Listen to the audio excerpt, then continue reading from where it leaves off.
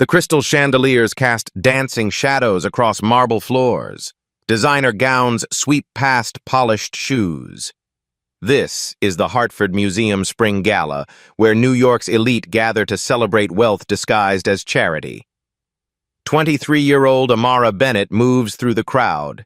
Black uniform, white apron, invisible, the way servers always are. She balances a tray with the practiced grace of someone who's worked 3 jobs since high school. Against her dark skin, a silver necklace catches the light. A crescent moon intertwined with a compass rose. Weathered, old, beautiful.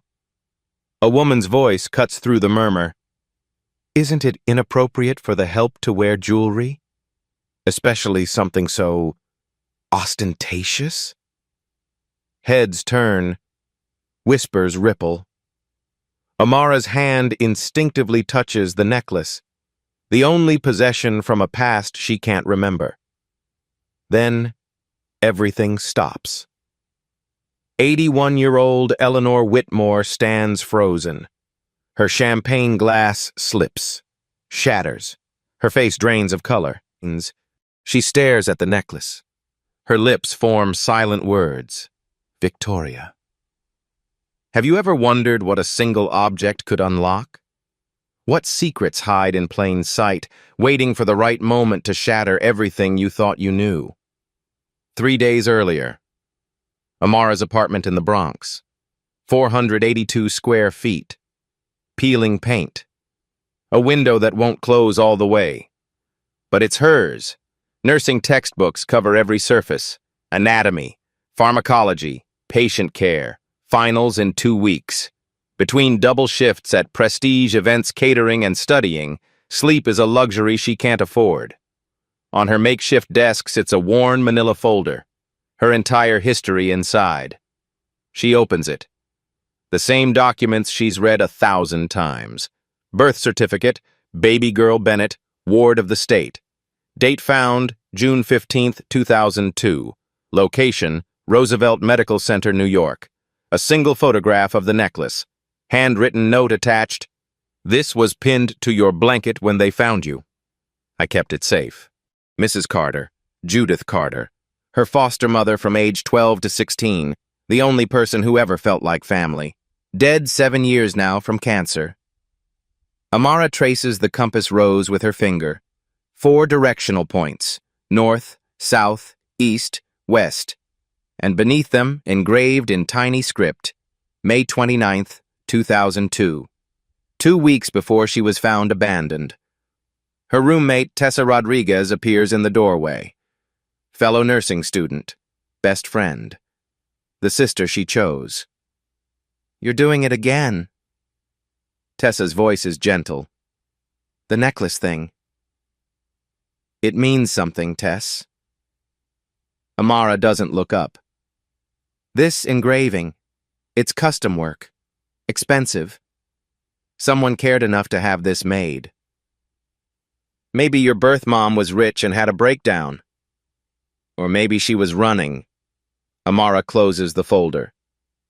Either way, I need to focus. Finals won't pass, but the necklace stays around her neck. It always does.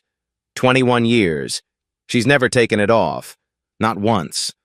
2 days earlier. Prestige events catering. A cramped office that smells like coffee and stress. Greg Paulson, Amara's supervisor, waves her in. Mid-50s. Perpetually exhausted. 3 ex-wives. But decent enough. Big event tomorrow night. He slides a file across his desk. Hartford Museum Spring Gala. Eleanor Whitmore's making some massive announcements. $500 million to children's charities. Amara knows the name. Everyone does. Eleanor Whitmore. Banking dynasty. Widow of Charles Whitmore. Foundation work that's reshaped child welfare across 3 states. Childless. Notoriously private. Ruthlessly generous. We need reliable people. Greg taps the file. It's double pay. Tips from these folks? He whistles. Could be a month's rent in one night. Amara calculates. Double pay covers next semester's books. Maybe even catches her up on electricity. I'm in. Professional attire only. Greg's expression turned serious. No jewelry except simple studs. These people notice everything. They judge everything. Amara's hand moves to her necklace. This is no exceptions. Greg cuts her off. I'm serious, Amara. One complaint and we lose the contract. She nods, but her fingers stay wrapped around the silver crescent. She's never taken it off. Not for gym class, not for hospital clinicals, not for anyone. Tomorrow won't be different. Same time. Across Manhattan. The Whitmore estate. 15,000 square feet of history and grief. Eleanor Whitmore sits in her private study. Lawyers and financial advisors crowd the room. Tomorrow's announcement. $500 million. Her life's work. But her attention keeps drifting. Above the fireplace hangs a portrait. A young woman. Auburn hair, laughing eyes. Around her neck, a silver crescent moon necklace. Victoria Whitmore, 1980 to 2002. Her daughter. Dead 23 years. Patrick Hayes, Eleanor's assistant, notices her distraction. 37. Sharp. Loyal. Been with her a decade. Mrs. Whitmore? The speech revisions? Eleanor blinks. Victoria would be 45 now. Her voice is soft, distant. She would have loved this work, helping children. Patrick's expression softens. She'd be proud of you. Would she? Eleanor touches the compass rose brooch pinned to her lapel, matches the necklace in the portrait. I couldn't save her. I couldn't even save her baby. The room goes quiet. Everyone knows the story. The tragedy that broke Eleanor Whitmore. Victoria. 7 months pregnant. Car accident. Brain dead by morning. The baby didn't survive the emergency surgery. Eleanor buried them both. Mother and child. June 2002. The necklace disappeared that night. Victoria's personal effects at Roosevelt Medical Center. Gone. Despite private investigators. Despite a $50,000 reward. Gone. Like her daughter. Like her grandchild. Gone. Patrick clears his throat. The gala tomorrow. It's about moving forward. Is it? Eleanor looks at the portrait, at the necklace frozen in oil paint. Or is it about pretending the past doesn't haunt us? She commissioned that necklace in Florence, May 2001. Mother-daughter trip. 2 matching pieces. 1 necklace for Victoria, 1 brooch for herself, both engraved with the date they'd return to collect them. May 29th, 2002. They never made that trip. Victoria died June 12th, 2002. 2 weeks after the engraving date. The necklace was around her neck when the paramedics brought her in. By morning, it was gone. Eleanor has spent 23 years wondering. Who took it? Why? Was it a simple theft or something darker? Tomorrow night, she'll stand before New York's elite and talk about hope. About giving children a future. She'll smile. She'll inspire. She'll pretend her heart isn't a graveyard, because that's what you do when you're Eleanor Whitmore. You survive. 2 women, 2 lives, 1 lost object.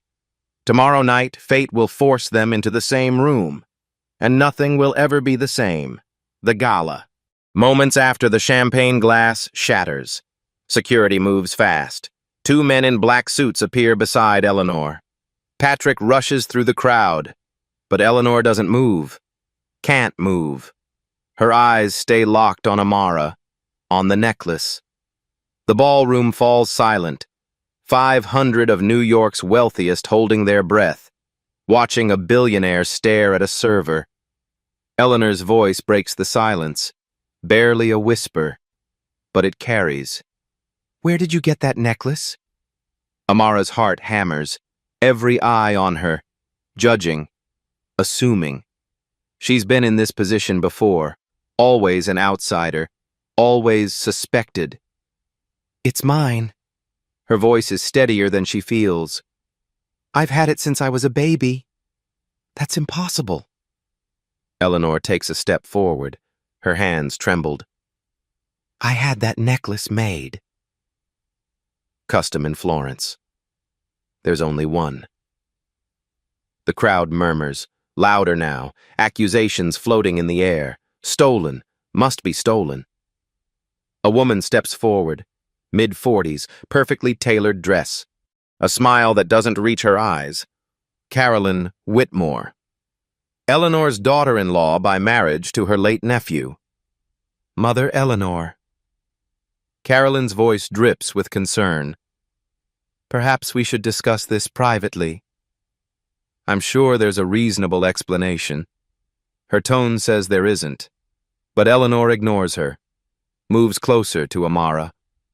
Her eyes were desperate, hungry, seeing something no one else can see.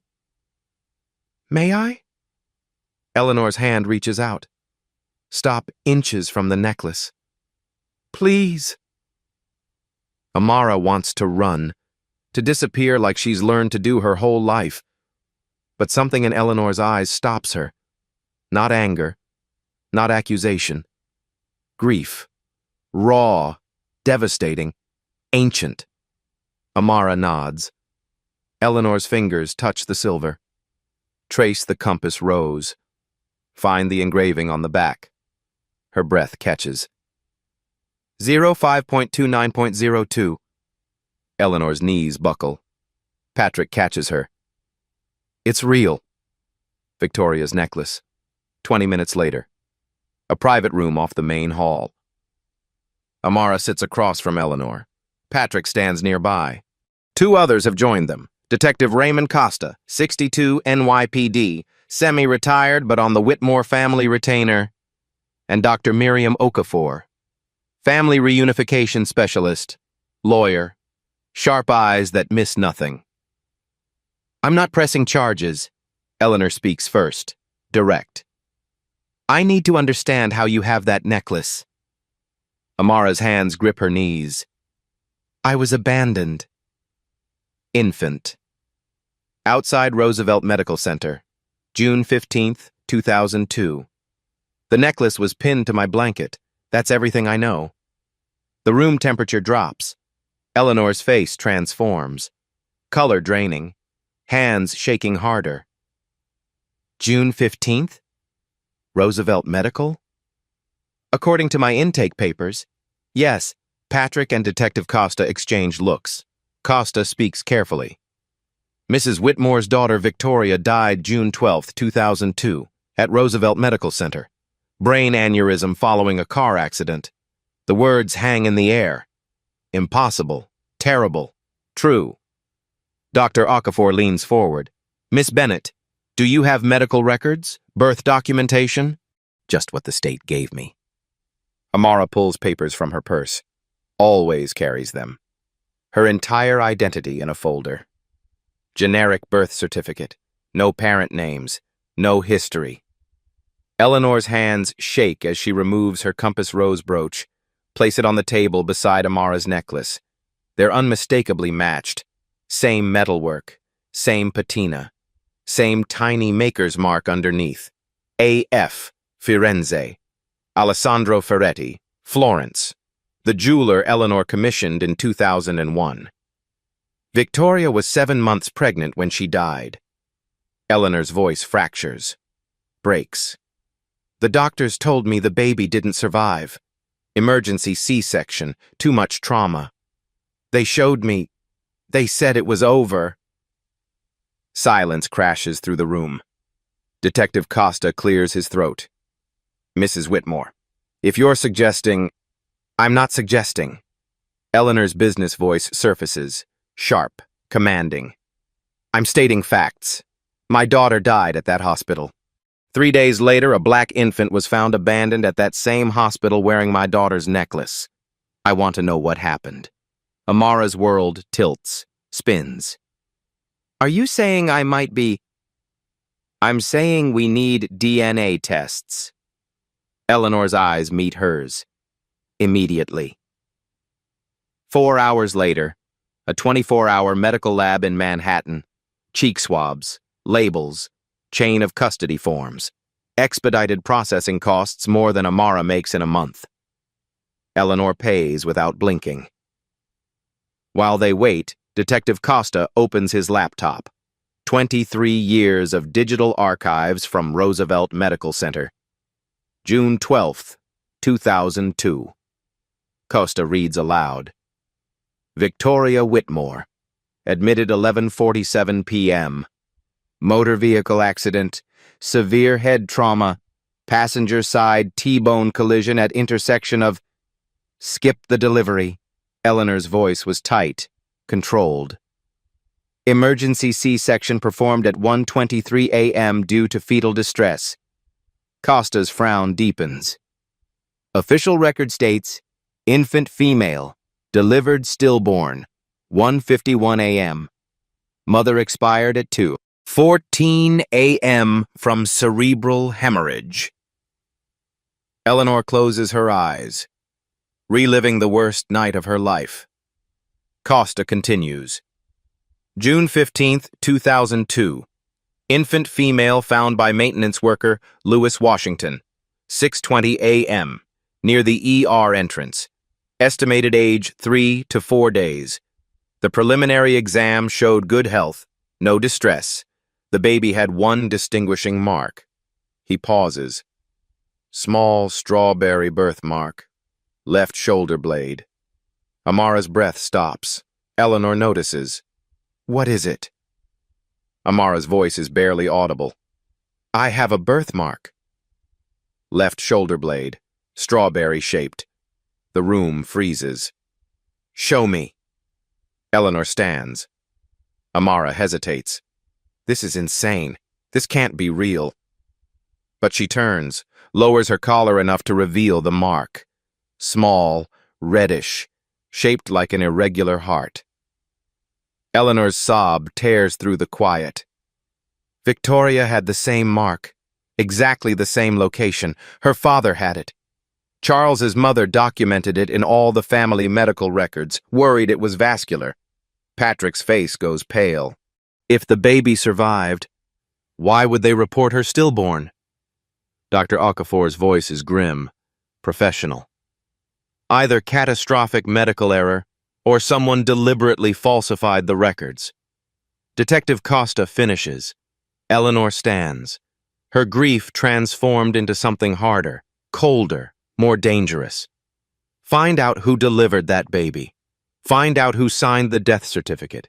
Find out who was in that delivery room. Her voice could cut glass. And find out why my granddaughter was abandoned like garbage while I buried an empty coffin. The next morning, DNA results arrive via secure email. Dr. Okafor opens the attachment. Her hands are steady, professional, but her eyes betray emotion. She reads aloud. Each word landed like a hammer. Probability of biological relationship between Eleanor Whitmore and Amara Bennett. She pauses. 99.97%. The room erupts. Carolyn Whitmore, who inserted herself into this meeting, goes pale. That's impossible, I was there. I saw Eleanor at the funeral. You saw a funeral for my daughter. Eleanor's voice is steel. No one showed me the baby. They said it would be too traumatic. Amara can't breathe, can't think. 23 years.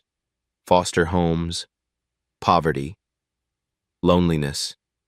Questions no one could answer. All because of a lie. Why? Her voice breaks. Why would someone do this? Patrick's expression darkens. Maybe we should ask who benefited from Victoria's death.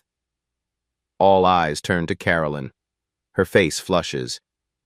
How dare you? I wasn't even married to Thomas in 2002. But you were dating him. Patrick's voice is quiet, deadly. You were at the hospital that night. The temperature drops. Detective Costa opens a new file. Let's talk about the delivery room. Who was there? Who had access? Who signed what? These are the kind of black stories that remind us. Sometimes the most touching stories are buried under decades of lies, and someone was willing to destroy a life to keep those lies hidden. Who falsified the hospital records? Why was Amara abandoned? What did Carolyn know? 72 hours after the DNA results. Eleanor's estate attorney, Margaret Shen, arrives with boxes, 23 years of financial records, estate documents, trust amendments, the paper trail of a fortune. She spreads them across Eleanor's conference table. Detective Costa, Patrick, Dr. Okafor, Amara, Eleanor, and Carolyn all present.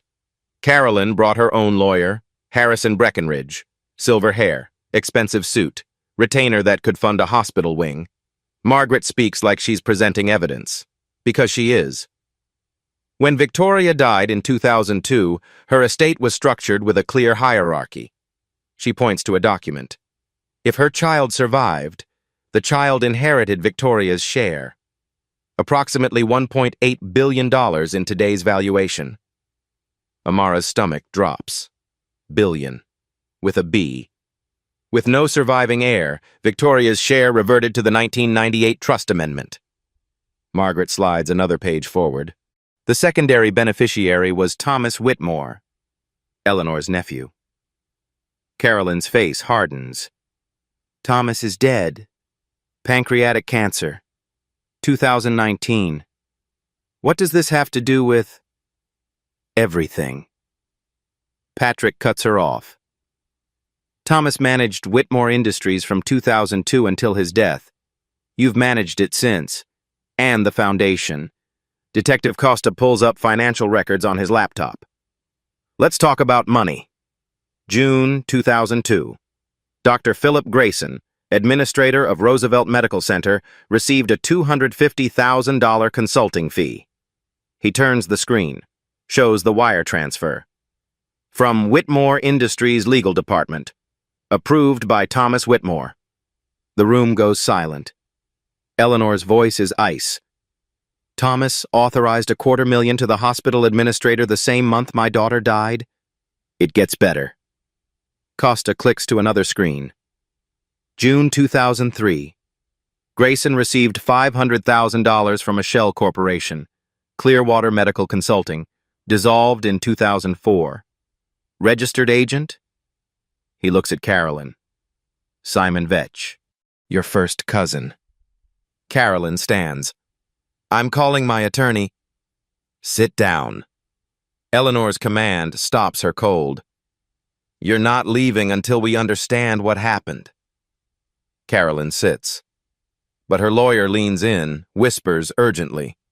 Detective Costa continues. Hospital staff present at Victoria's delivery. Primary surgeon, Dr. Alan Mercer, retired, living in Arizona. Surgical nurse, Linda Hartwell, retired, Vermont.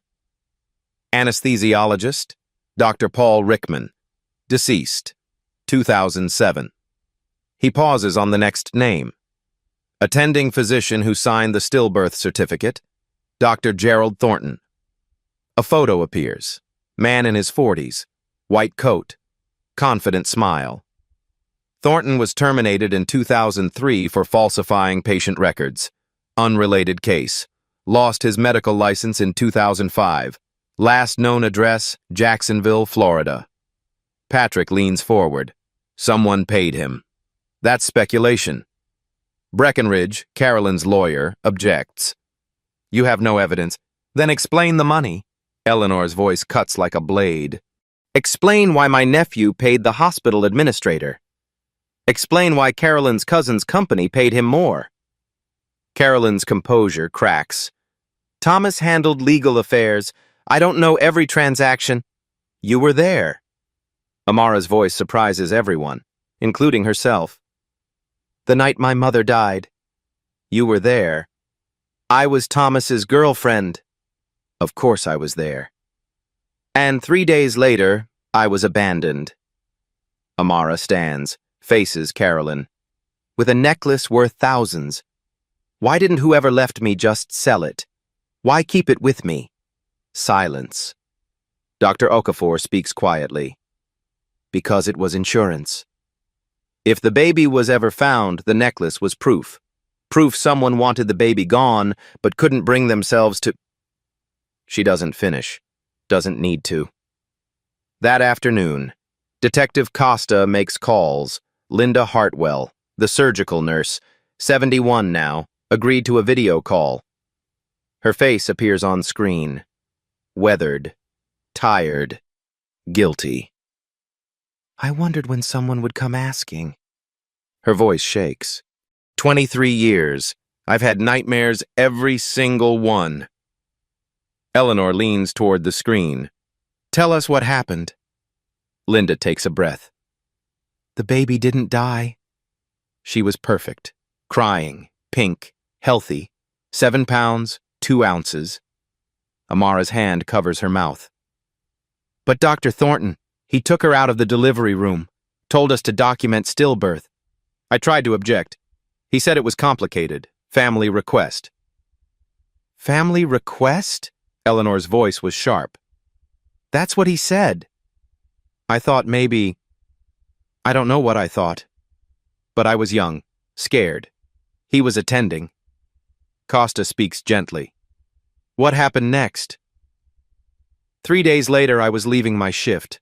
Saw Dr. Thornton in the parking garage. Level B. He was with someone. A woman. Dark hair, red coat. They were arguing. Patrick stiffens.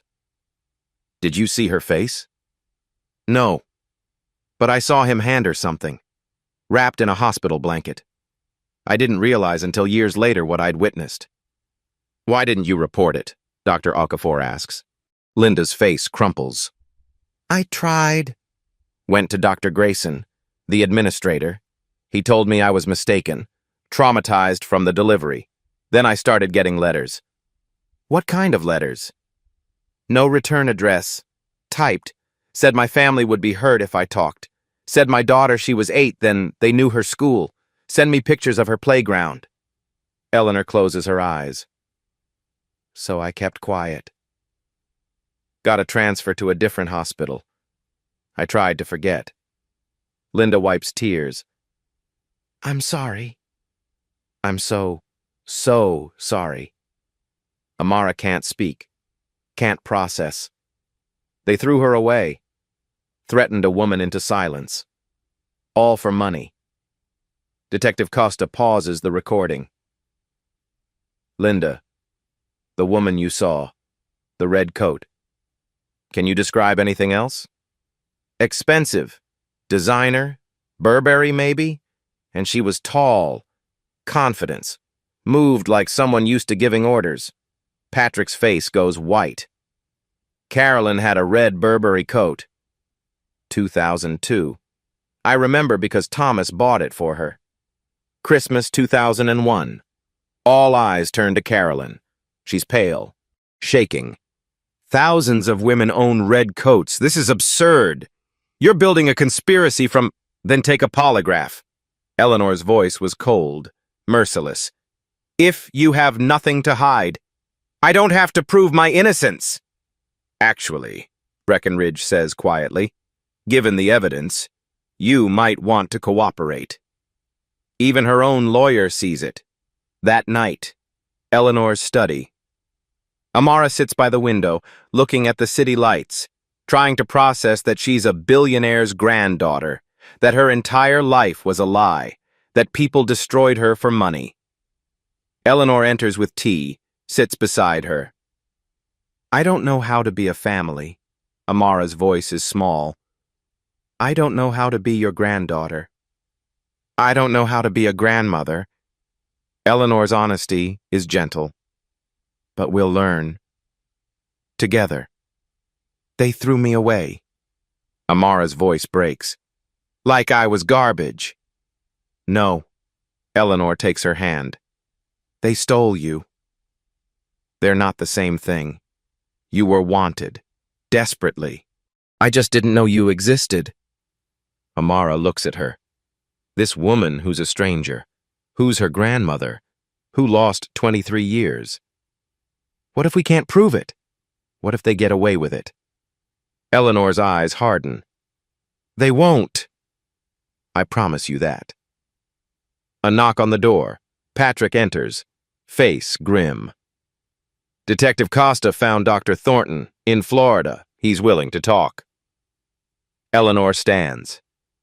Then we go to Florida. There's something else. Patrick hesitates. Keith Mallory, private security contractor. He's been asking questions about Amara, following her. Who hired him? Whitmore Industries Security Division. Approval code traces to Carolyn. These real-life stories teach us, when the powerful feel threatened, they don't just hide the truth, they hunt it. And Amara just became the target. Jacksonville, Florida. 2 days later. Detective Costa and Patrick stand outside a run-down apartment complex, peeling paint, broken railings, the smell of desperation. Dr. Gerald Thornton lives here now, 3rd floor, Unit 312. Costa knocks, once, twice. Footsteps shuffle inside. The door opens. A man appears, 67 but looks 80. Hollow eyes, shaking hands. The ghost of the confident doctor from the photo. Dr. Thornton? Costa shows his badge. Thornton's face drains. I knew someone would come eventually.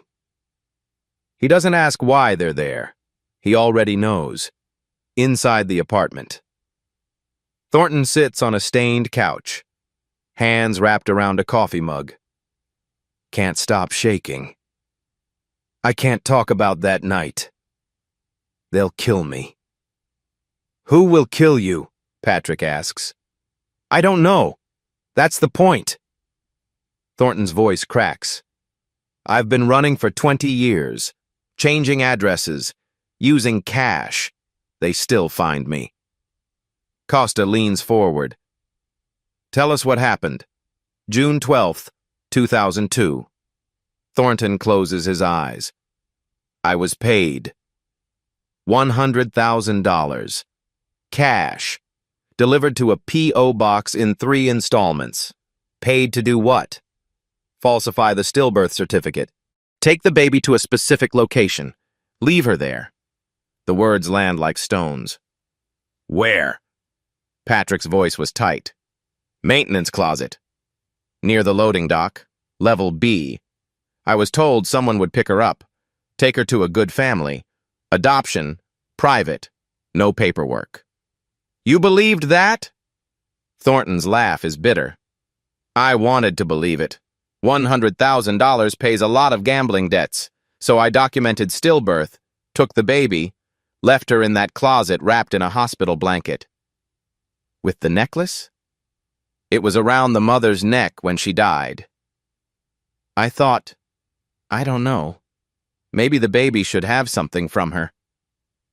Costa's jaw tightens. What happened next? I left. Came back an hour later to check. The baby was gone. I thought everything went according to plan. Thornton's voice drops. But 3 days later I saw the news. Abandoned baby found at Roosevelt Medical. I realized whoever was supposed to pick her up didn't. They just moved her to the ER entrance and left her. Patrick stands, paces. Who contacted you? Who set this up? I never met them directly. Everything was phone calls, burner phones, instructions delivered by text, money and cash drops.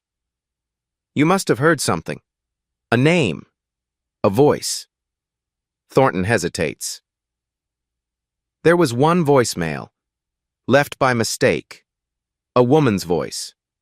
She said, "Tell Grayson it's done." Then she hung up, realized her error, called back immediately and said, "Forget that message." Can you describe the voice? Educated. Cold. Used to giving orders. And... He pauses. She had a slight accent. Not strong, but there. European, maybe. Or someone who'd lived abroad. Costa and Patrick exchange looks. After that night, the threats started. Thornton continues. Letters. Photos of my daughter at school. Her route home. I moved to Florida, changed my name on lease documents, stopped practicing medicine. But they still found me. He pulls up his shirt, shows a scar across his ribs. 2 years ago, man with a knife, and with a parking lot outside a grocery store. Said if I ever talked, next time would be fatal.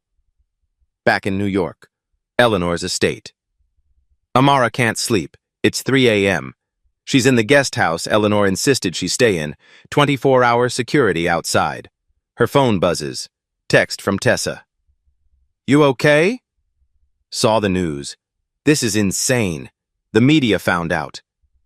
Of course they did. Nothing stays secret in New York. Headlines everywhere. Whitmore heir found after 23 years. Baby Amara, stolen or abandoned. Billionaire's lost granddaughter raised in foster care. Amara doesn't respond. Can't find words. Another text. Unknown number.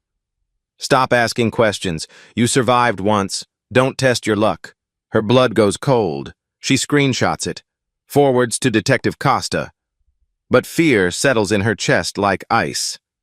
Someone is watching. The next morning, Eleanor's conference room. The team gathers. Eleanor, Amara, Patrick, Detective Costa, Margaret Shen, Dr. Okafor. Costa shares Thornton's testimony. The room listens in grim silence. The voicemail. Margaret speaks. A woman's voice. European accent. That's specific. Patrick pulls up files. Carolyn Whitmore, born Carolyn DuPont. My father was French-American. My mother was Swiss. Carolyn spent summers in Geneva as a child. She has a slight accent when she's tired or angry. Eleanor's face hardens. Circumstantial. We need more. I'm working on it. Costa opens his laptop. Dr. Philip Grayson, the hospital administrator. Current address, Miami. I have a warrant being processed. How long? 48 hours. Too long. Eleanor stands. I want answers now. Patrick hesitates. There's something else. I've been digging into Thomas's finances from 2002. He made several large cash withdrawals, May through June. Total, $850,000. $100,000 to Thornton. $250,000 to Grayson. Margaret calculates. That leaves $500,000 unaccounted for. Or already paid to someone else, Dr. Okafor suggests. The question hangs. Who?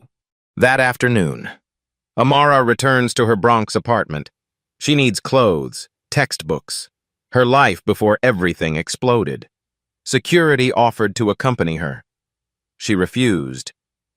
I needed space, normalcy, mistake. She climbs the stairs to her third-floor walk-up. The light is out. Again, the landlord never fixes anything. Her key turns in the lock. The door opens. The apartment is dark. She reaches for the light switch. A hand grabs her from behind, slams her against the wall. Man's voice. Low. Cold. You need to stop asking questions. Amara's nursing training kicks in. She identifies pressure points, weak spots. Her elbow drives back, connects with his ribs. He grunts. Grip loosens. She spins. Sees his face. Mid-40s. Scar across his left eyebrow. Dead eyes. He pulls a knife. They said to make it look like a robbery. Amara's heart hammers. She's 3 feet from her door. 10 feet from the stairs. He lunges. She drops, rolls. His knife hits the wall where she was.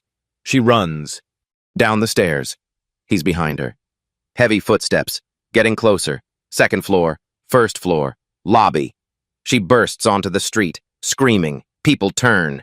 The attacker stops at the door, sees witnesses. vanishes back inside. Amara collapses on the sidewalk, shaking. A woman calls 911 2 hours later. Police station. Detective Costa reviews security footage. The camera caught the attacker entering Amara's building. Facial recognition runs. Keith Mallory. Costa pulls up a file. Private security contractor, works for corporate intimidation firms, specialty, making problems disappear. Who hired him? Eleanor demands. She arrived within minutes of hearing about the attack. Whitmore Industries Security Division. Payment authorized 3 days ago. Patrick pulls up the approval code. His face goes pale. Carolyn's digital signature. Eleanor's rage is quiet, controlled, deadly. Arrest her. Now. We're working on it, Costa says. But Mallory disappeared. Without him, it's harder to prove. His phone rings. He answers, listens. His face changes.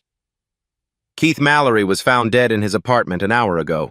Single gunshot, apparent suicide. The room goes silent.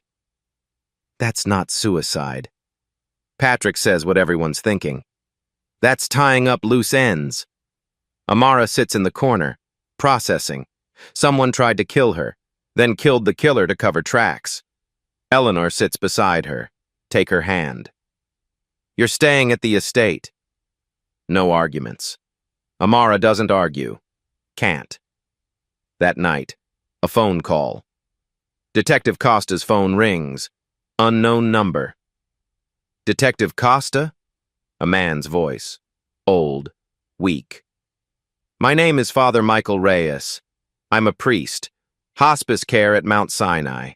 I've been following the Whitmore case in the news. How can I help you, Father? It's what I can help you with. The priest coughs. I'm dying. Heart failure.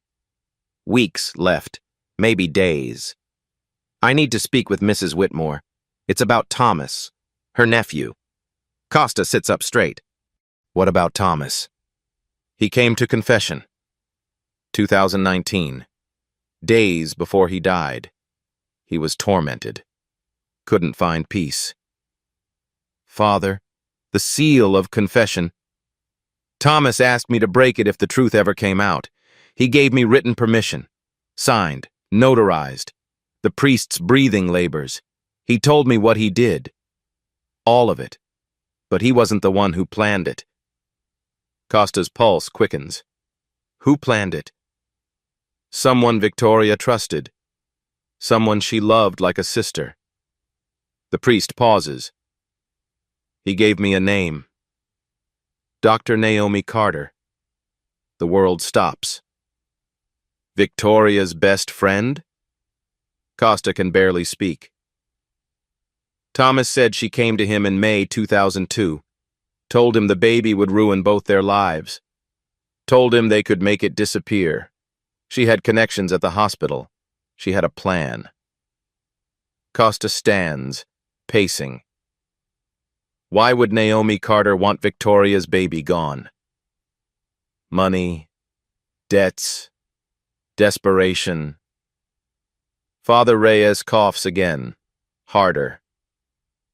Thomas said Naomi was the one who arranged everything, paid everyone, threatened everyone. He just provided the money and looked the other way.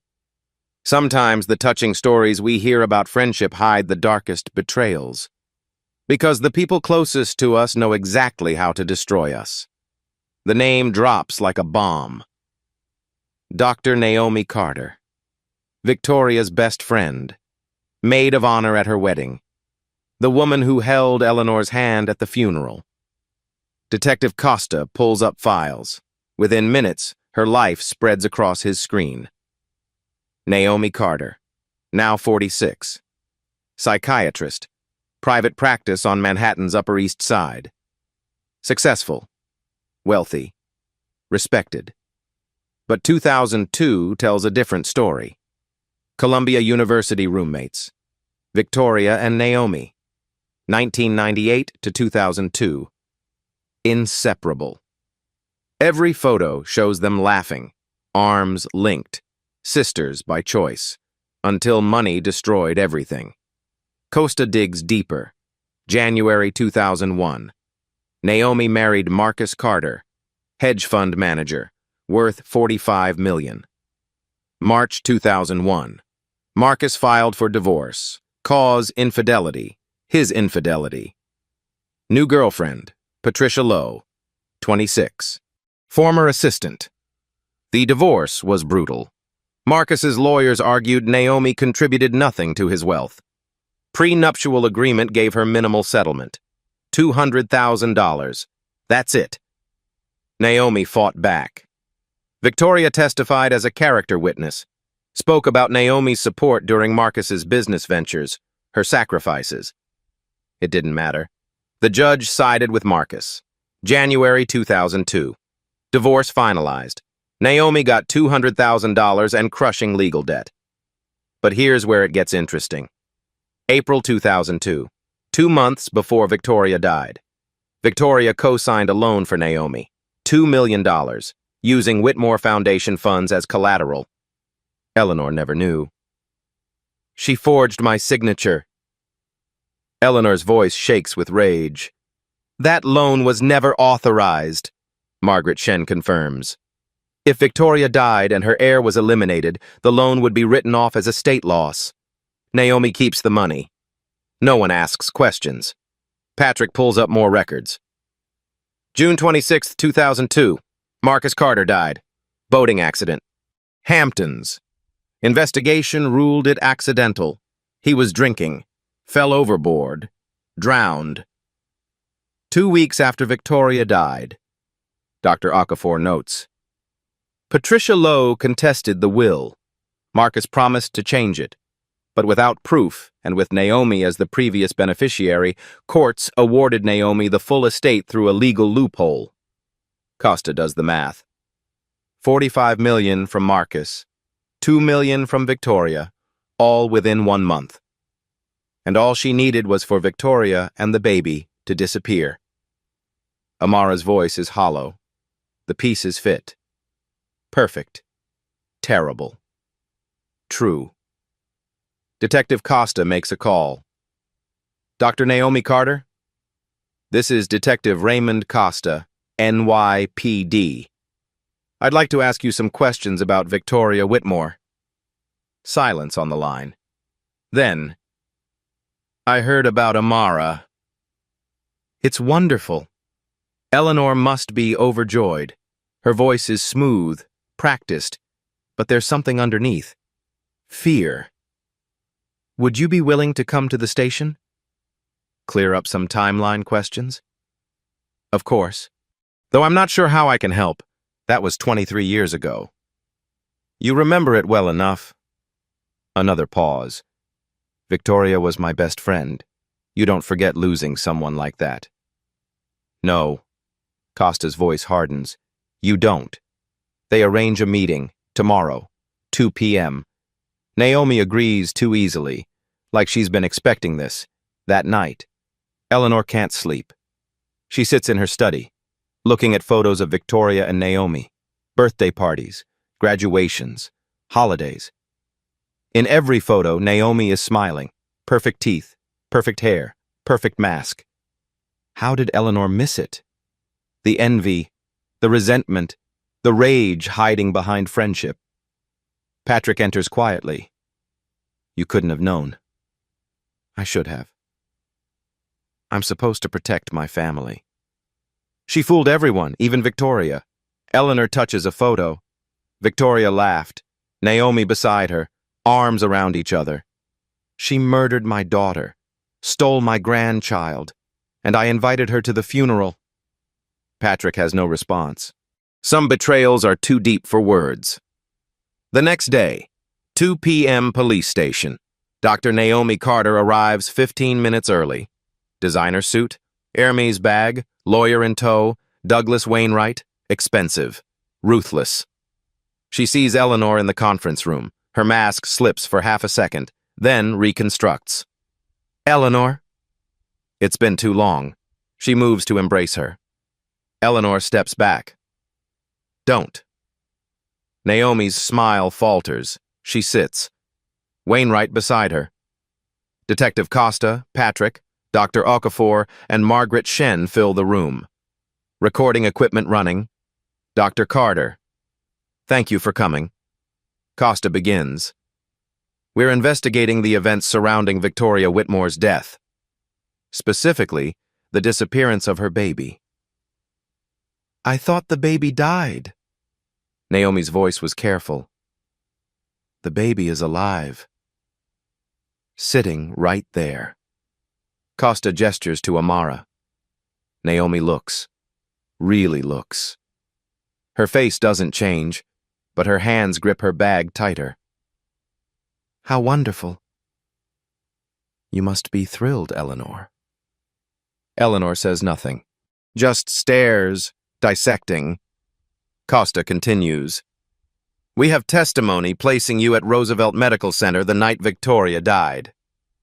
Of course I was there. Victoria was my best friend. We have financial records showing Victoria co-signed a $2 million loan for you, April 2002. Naomi doesn't blink. Victoria was generous. She helped me through a difficult divorce. We have phone records.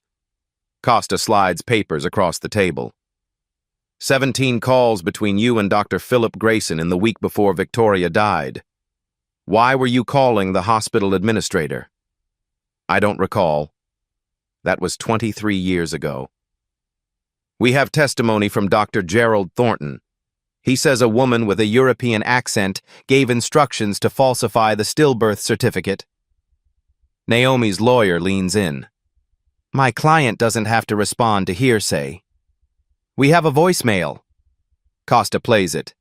The audio is old, scratchy, but clear enough. A woman's voice. Tell Grayson it's done. Naomi's face remains neutral, but a vein pulses in her neck. That could be anyone. We have witness testimony. Costa presses. Linda Hartwell, surgical nurse. She saw Dr. Thornton hand a blanket-wrapped bundle to a woman in a red coat.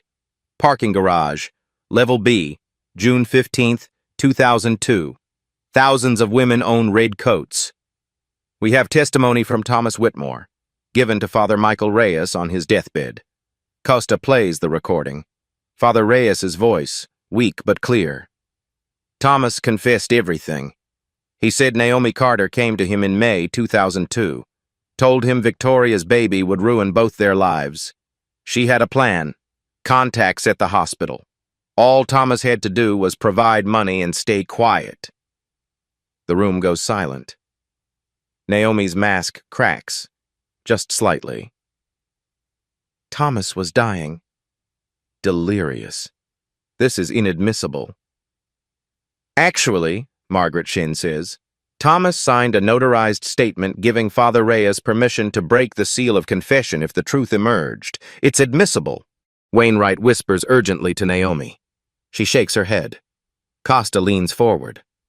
Your ex-husband Marcus died 2 weeks after Victoria. Boating accident. We reopened that investigation. Found a witness.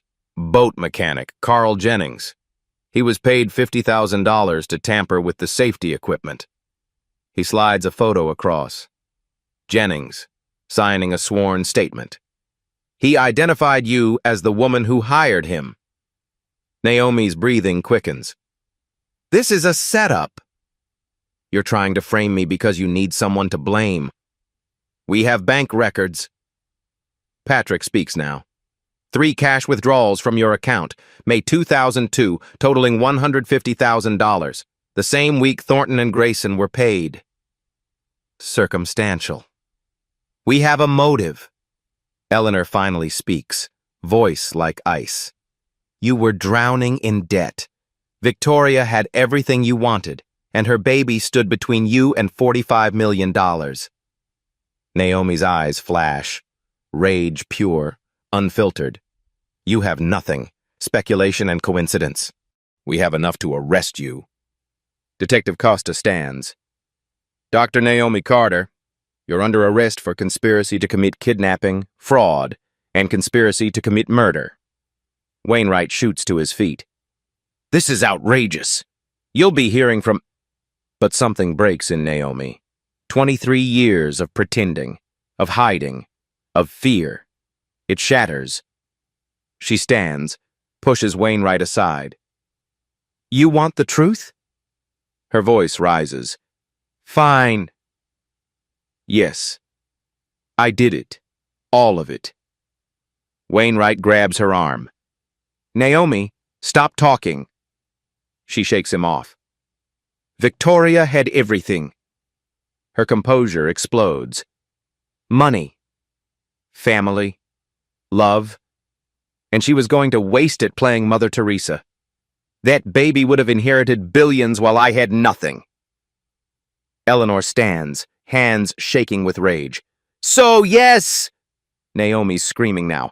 I convinced Thomas to help me. Yes, I paid Grayson and Thornton. Yes, I told them to abandon the baby because I couldn't risk her growing up and asking questions. Amara can't breathe, can't process. And yes, I had Marcus killed. He owed me that money after what he did, after he humiliated me, after he threw me away for some 26-year-olds. Wainwright looks like he wants to disappear. You want to know the worst part? Naomi laughs, bitter, broken. I'm not sorry. Victoria was naive. Thomas was weak. They both deserved what happened. She looks at Amara, eyes cold. You survived. You're fine. You're about to inherit billions. So what's the problem? The room is silent, stunned. Eleanor steps forward, voice quiet, devastating. The problem, Naomi, is you're going to spend the rest of your life in prison knowing all your scheming achieved nothing but your own destruction. Security enters. Handcuffs Naomi. As they lead her away, she's still screaming. Victoria didn't deserve that fortune. She was going to waste it. I was smarter. I deserved it. The door closes. Silence crashes down. Amara realizes she's crying. Eleanor's arm wraps around her. These are the black stories that remind us evil doesn't always wear a mask. Sometimes it wears the face of a friend. 3 days later, Manhattan Criminal Courthouse. The media circus is deafening. Cameras flash. Protesters hold signs.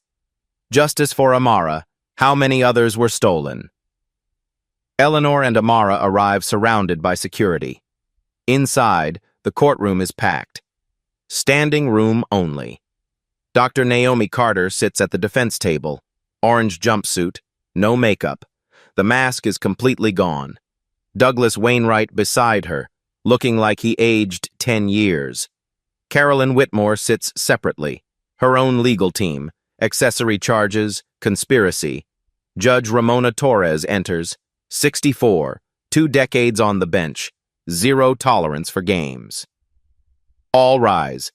Assistant District Attorney James Wu stands. Your Honor, the people will demonstrate that Dr. Naomi Carter orchestrated a conspiracy spanning 23 years. Kidnapping, fraud, murder. He lays out the case, the DNA evidence, financial records, testimony. Linda Hartwell takes the stand first. 71. Nervous, but determined. The baby didn't die. She was healthy. Crying. Perfect. Wu guides her. What happened next? Dr. Thornton took her. Told us to document stillbirth. Said it was a family request. What did you witness 3 days later? I saw Dr. Thornton in the parking garage with a woman. Dark hair, red coat. Expensive. He handed her something wrapped in a blanket. Wu shows a photo. Naomi Carter, 2002. Could this be the woman? The build matches. The height, the confidence. Wainwright cross-examines, tries to poke holes. Linda doesn't budge. Dr. Gerald Thornton testifies next. Immunity granted. Looks broken. I falsified the stillbirth certificate, paid $100,000, instructions through burner phones, cash drops. Have you ever heard a name? Once. Voicemail. A woman said, "Tell Grayson it's done." Describe the voice. Educated. Cold. Slight European accent. Wu plays the recording, then submits voice analysis. 92% match Dr. Carter's voice. The courtroom murmurs. Carl Jennings testifies. The boat mechanic. Guilty conscience. She paid me $50,000 to tamper with Marcus Carter's boat. Safety equipment. Make it look accidental. Who paid you? Dr. Naomi Carter. Met her at a marina. Told me exactly what to do. Wu shows surveillance footage. Jennings meeting Naomi. May 2002. It's her. No question. Father Michael Reyes appears via video link. Hospice. Oxygen tube. Weeks left. Thomas Whitmore confessed. June 2019. Days before he died. What did he confess? About the baby. How Naomi Carter convinced him it was necessary, that the baby would destroy their inheritances. Who orchestrated it? Naomi, all of it. She had hospital connections, arranged payments. Thomas just provided money. Wainwright objects. Wu submits Thomas's notarized permission. Judge Torres allows it. Amara takes the stand. The courtroom goes silent. Wu approaches gently. Miss Bennett, tell the court about your childhood. 7 foster homes before I aged out at 18. Some good, most weren't. Did you have family support? I had no one. No records, no history, just a necklace and questions. How did you survive? 2 jobs in high school, 3 in college, scholarships, loans. I worked every day to become a nurse. What did you think about your biological family? Amara's voice cracks. I thought they didn't want me. I thought I wasn't worth keeping. Eleanor's eyes fill with tears. Now you know the truth. Now I know I was wanted. But someone decided my life was worth less than money. She looks at Naomi. You stole 23 years from my grandmother, condemned me to poverty, killed people, for money. Naomi stares back. No remorse. Wainwright cross-examines. You stand to inherit billions? I don't care about money. I care about my grandmother, the life we lost, the mother I never knew. Amara leans forward. Money doesn't fix that. Whispers ripple through the courtroom. Naomi's final outburst. As Wu rests his case, Naomi snaps. She stands, pushes Wainwright away. You all act so righteous, but you'd do the same. Victoria was going to waste billions on charity, on strangers. Judge Torres bangs her gavel. Dr. Carter, sit down. No, I worked for everything. Victoria had it handed to her. She didn't deserve it. Sit down or I'll hold you in contempt. I'm already going to prison. Naomi laughs, bitter. My only mistake was not destroying that necklace. Security moves toward her. Victoria was weak. Thomas was weak, and that baby, she points at Amara, should have stayed lost.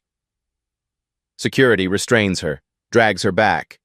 She's still screaming. Judge Torres's face is stone. I've heard enough.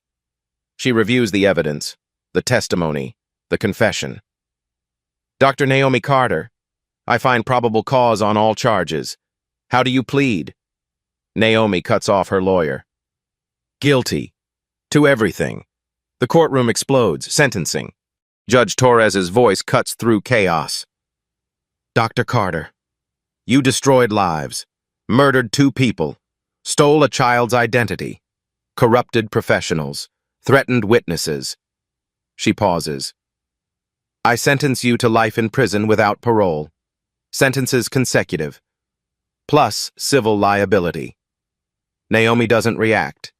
Empty. Carolyn Whitmore, 30 years. Parole after 20.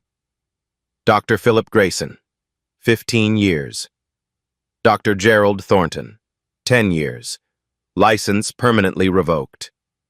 As they're led away, Eleanor reaches for Amara's hand. Justice is served. Outside the courthouse. Reporters swarm. Eleanor makes a brief statement. My granddaughter was stolen 23 years ago by people I trusted. Today, justice affirmed that cruelty will not go unpunished. We ask for privacy as we heal. Amara speaks quietly. To every foster child wondering if you matter. You do. Your story matters. Don't let anyone tell you otherwise. The crowd erupts in support. They walk to the car, hand in hand. Grandmother and granddaughter. The past can't be changed, but the future is theirs to write. In touching stories like these, justice doesn't erase pain, but it proves that truth always finds its way home. 6 months later, Amara walks through the Whitmore estate gardens. Morning sun filters through oak trees, birds singing, peace she never knew existed. She lives in the guest house now, a compromise. Eleanor wanted her in the main house. Amara needed space, independence. They're learning. Slowly. Eleanor wants to give everything. Clothes, cars, vacations. Make up for 23 lost years in 6 months. Amara wants to earn her own way. Finish what she started. Prove she's more than a lost heiress. They clash. Often. But they're trying. Last week, Amara's nursing school graduation. Eleanor sat in the audience, front row. Tears streamed as Amara crossed the stage. Degree earned through her own work, her own sacrifice. Not family connections, not money, her own hands. Afterward, Eleanor hugged her, whispered, Victoria would be so proud. Amara held on tight. I wish I'd known her. You have her strength, her heart, her stubborn determination. Eleanor smiled through tears. You know her through yourself. They visit Victoria's grave together now, once a month, always on the 12th. The day Victoria died. Eleanor places white roses. Amara places her hand on the headstone. I'm here, Mom, she whispers every time. I'm okay. We're okay. Eleanor doesn't cry anymore, not at the grave. She talks instead. Tells Victoria about Amara's achievements, her plans, her life. Like Victoria is still listening. Maybe she is.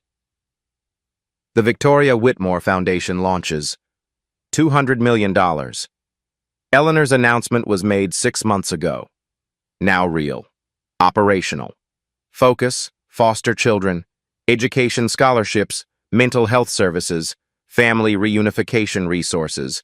Amara serves on the board. Uses her experience, her pain, to help others help. At the first meeting, she presents data, statistics, plans. Every year, 20,000 kids age out of foster care. No family, no support. We're going to change that. The board approves every proposal. Tessa Rodriguez is the first scholarship recipient.